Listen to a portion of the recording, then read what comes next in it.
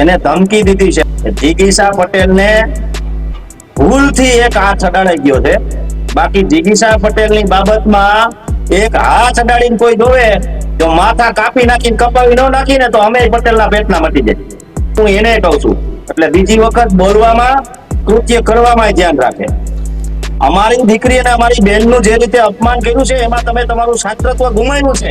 પણ મને દુઃખ એ વાતનો છે કે ત્યાં બેઠેલા પટેલોએ પાડી છે એનું મને દુઃખ પણ છે. હેલો મિત્રો, તમે જોઈ રહ્યા છો જાગૃત નાગરિક ગુજરાત રાજકારણ. ગોંડલનું રાજકારણ ફરી એકવાર ગરમાયું. જયરાજસિંહ જાડેજાના નિવેદન બાદ હવે રાજુભાઈ સખિયા આવ્યા મેદાનમાં.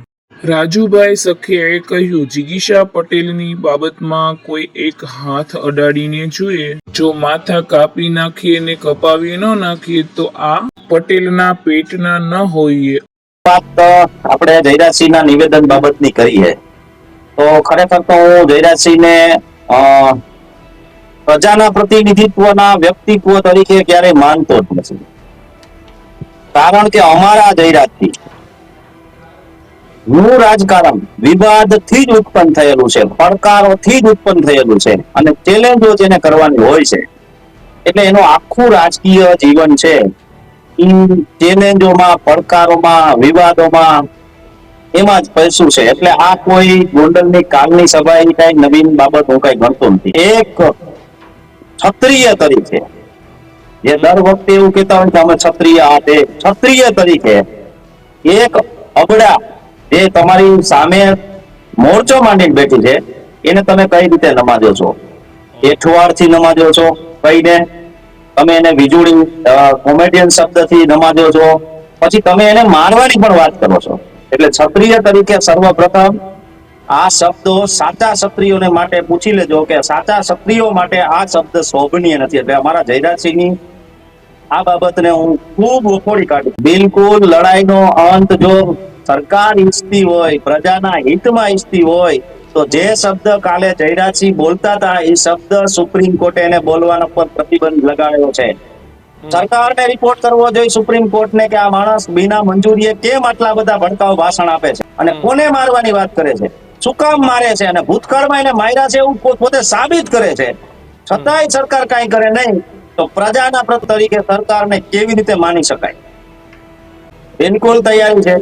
રીબડા વાળાએ સ્પષ્ટ કરેલું છે કે 2022 ની વિધાનસભામાં અમે માત્ર કોંગ્રેસ પાર્ટી સાથે છીએ, બાકી અમે ભારતીય જનતા પાર્ટીમાં છે અને ભારતીય જનતા પાર્ટીમાં જઈ છીએ. પણ એને એવું કીધું કે મારા દીકરા જે ઘડીક આ પક્ષ ને ઘડીક આ પક્ષ, હું તમને તમારું ધ્યાન દોરી દઉં કે ભારતીય જનતા પાર્ટીની અંદર જ્યારે સભ્યની જોડણીની કામગીરી ચાલતી હતી ત્યાં એના જ પરિણામ છે. એ જોડાણની અંદર રાજદીપ પહેલા ક્રમે આવેલો છે સભ્ય નોંધણીમાં, એટલે ભારતીય જનતા પાર્ટીની સાથે છે અને એના ભેગો જ છે અને એના ભેગો જ એનો પરિવાર રહ્યો છે. આ રાજકીય બાબત છે એ વિચારોની લડત હોય છે, પ્રજાના પ્રતિનિધિત્વની ભાગદોડ હોય છે. તો પ્રજાના પ્રતિનિધિત્વ માટે કોંગ્રેસની પક્ષધારાની વિચારધારાથી, ભાજપ એની અને આપ એની વિચારધારાથી હોય છે. એ પ્રકારની લડાઈ હોય છે. એમાં અમારી સાથે ક્યાંય નથી. પછી બીજો શબ્દ એક તમારા ધ્યાન ઉપર ન હોય તો હું તમને કહું છે ને, જયરાજસિંહના વેડિયા ક્યારેય જોતો જ નથી. કારણ કે એની અંદર હિંસા, એની અંદર ચેલેન્જ, પડકારો આ સિવાય બીજું કઈ હોતું જ નથી. એટલે હું ગાંધીવાદી માણસ છું, મને એ ગમે નહીં એટલે હું એને જોતો નતો. પરંતુ આજે આ વિષય ઉપર આવવાનો થયું તારે મારે જોવું પડ્યું આખું. તો એને એક બાબત એને બીજી મૂકી કે ભાઈ રીબડાના ઉમેદવારો લડતા આમ આદમી પાર્ટીમાંથી. તો એ વાત થઈ એની તદ્દન ખોટી અને પાયા વિહોણી છે. ચૂંટણીના મેદાનમાં આવતા એ આમ આદમી પાર્ટી તરફથી હતા અને જો ઈ ઉમેદવારો ગાફલાઈમાં રહ્યા હોત ને, આજ રીબડાના પરિવારના છોકરા જે અનિરુચિના છે ને એને જેમ જયરાજસિંહે નગરપાલિકામાં ફોર્મ ખેંચાવ્યા એમ ફોર્મ ખેંચાવી લે.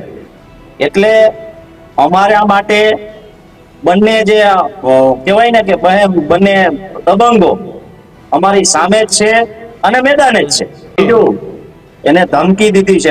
જિગીશા પટેલને ભૂલથી એક હાથ અડાડાઈ ગયો છે.